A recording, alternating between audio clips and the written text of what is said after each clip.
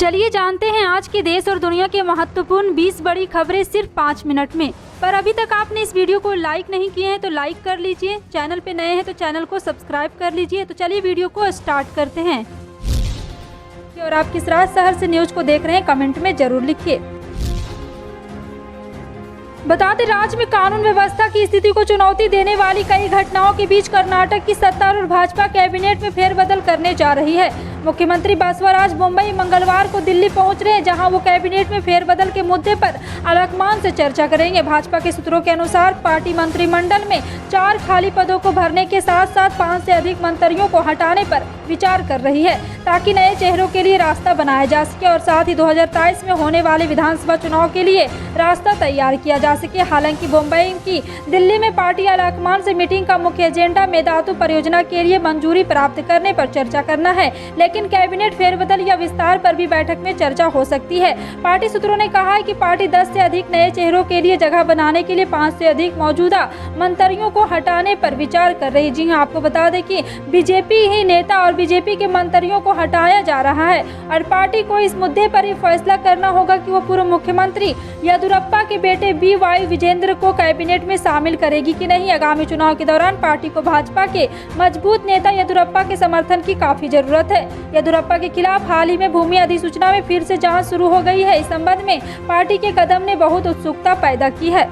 Party अच्छा प्रदर्शन नहीं करने वाले वरिष्ठ कैबिनेट मंत्रियों को हटाने, उन्हें संगठनात्मक जिम्मेदारियां सौंपने पर विचार कर रही है। बिहार की सियासत में शाह-मात तक का खेल जारी है। एलजेपी प्रमुख चिराग पासवान की एक तरफ बीजेपी से दूरियां बढ़ती जा रही हैं, तो दूसरी तरफ आरजेडी नेता तेजस्वी यादव के साथ उनकी सियासी केमिस्ट्री बनती नजर आ रही है। चिराग के हर कदम पर तेजस्वी यादव साथ खड़े नजर आ रहे हैं, चाहे एलजेपी में टूट का वक्त हो रहा है या फिर रामविलास पासवान के 12 जनपद स्थित बंगले को खाली कराने का मुद्दा। इस तरह से बिहार में चिराग तेजस्वी के बीच नए सियासी समीकरण बनने के संकेत मिल रहे हैं। मुख्यमंत्री नीतीश कुमार पर आक्रामक रुख अपनाते हुए चिराग ने बिहार चुनाव के दौरान एनडीए का साथ तो छोड़ा, लेकिन बीजेपी से बगावत नहीं की। खुद को पीएम मोदी का हनुमान बताने वाले चिराग पासवान इन दिनों काफी नर्वस दिखाई दे रहे हैं। वहीं आरजेडी नेता तेजस्वी यादव 2020 के चुनाव के बाद अपने सियासी समीकरण को दुरुस्त करने में जुटे हैं, जिसके लिए वो तमाम जतन कर रहे हैं। ऐसे में तेजस्वी पूरी तरह से चिराग के संग खड़े होकर सियासी संदेश देने के साथ साथ उन्हें साधने की कवायद भी कर रहे हैं।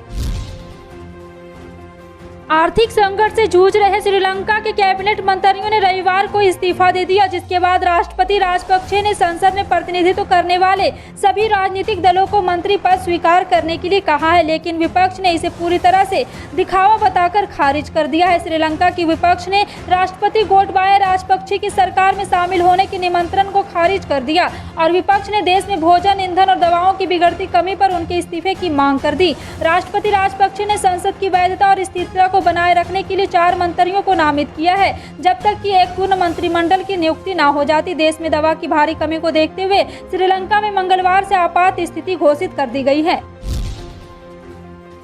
दिल्ली में बीजेपी संसदीय दल की बैठक से पहले पार्टी के सभी सांसद नई टोपी में नजर आए। दरअसल प्रधानमंत्री मोदी ने 4 राज्यों की जीत के बाद अहमदाबाद में जो रोड शो किया था, उस दौरान यही टोपी पहनी गई थी। अब यही टोपी सभी सांसदों और मंत्रियों को वितरित की गई है। इतना ही नहीं, बीजेपी सांसदों को खास तरह की चॉकलेट भी दी गई है, जिस पर पीएम मोदी की तस्वीर छपी हुई है। 4 राज्यों में मिली चुनावी जीत के बाद बीजेपी एकदम अलग अंदाज में नजर आ रही। जानकारी के अनुसार सांसदों को बांटी गई टोपी को गुजरात बीजेपी की ओर से तैयार किया गया है। ये पार्टी नेताओं को बहुत पसंद आई। इसके बाद दिल्ली में बीजेपी संसदीय दल ने ये टोपियां और एनर्जी बूस्टर चॉकलेट मंगवाई। कांग्रेस अध्यक्ष सोनिया गांधी ने संसद भवन में आज कांग्रेस संसदीय दल की बैठक को संबोधित किया। उन्होंने कहा कि CWC मीटिंग जल्द बुलाया जाएगा, साथ ही जल्द ही चिंतन शिविर के आयोजन करने की बात कही है। उन्होंने पार्टी की मजबूती पर जोर दिया और कहा है कि वक्त है कांग्रेस के नेता आपसी मतभेद भुलाकर पार्टी को मजबूत करें, क्योंकि देश के लिए कांग्रेस जरूरी है। उन्होंने कहा है कि बीजेपी की विभाजनकारी नीति चल रही है, ये बाज नहीं आ रहे हैं, जमीन पर संघर्ष जरूरी है। उन्होंने कांग्रेस नेताओं से महंगाई के खिलाफ अपनी आवाज को पुरजोर तरीके से उठाने की बात कही है। जरूरी चीजों की बढ़ती कीमतों को लेकर उन्होंने सरकार पर भी निशाना साधा। पीएम किसान सम्मान निधि के 12 करोड़ से अधिक लाभार्थियों को अप्रैल जुलाई 2022 या 11वीं किस्त का इंतजार है। सम्मान निधि का लाभ पाने वाले किसानों के लिए सरकार ने केवाईसी अनिवार्य कर दिया है। केवाईसी पूरी करने के लिए पहले 31 मार्च 2022 आखिरी तिथि थी, जिसे बढ़ाकर 31 मई 2022 कर दिया गया है। लेकिन चिंता की बात यह है कि फिलहाल केवाईसी का ऑप्शन पीएम किसान पोर्टल पर नहीं दिख रहा और इसे कुछ दिनों के लिए स्थगित कर दिया गया। ऐसे में सवाल यह है कि जिन किसानों का अब तक की केवाईसी नहीं हुई है, क्या उन्हें इस महीने आने वाली किस्त मिलेगी? बता दें, पीएम किसान पोर्टल पर केवाईसी को लेकर एक संदेश फ्लैश हो रहा है। संदेश में लिखा गया है कि पीएम किसान की पंजीकृत किसानों के लिए केवाईसी अनिवार्य है। भारत में पिछले 24 घंटे में कोरोना वायरस के नए मामलों में 13% कमी देखने को मिली है और इस अवधि से 795 नए मामले सामने आए। नए केसों के साथ ही देश में कुल कोरोना मामलों की संख्या 43,29,839 हो गई है, जबकि सक्रिय मामलों की संख्या 12,054 रह गई है। इस घातक वायरस को पिछले 24 घंटे में 1,280 लोग ने मात दी है। वहीं अब तक कुल 42,496,369 लोग कोरोना से ठीक हो चुके हैं। पिछले 24 घंटों में कोरोना वायरस के 58 लोगों की मौत हो गई है।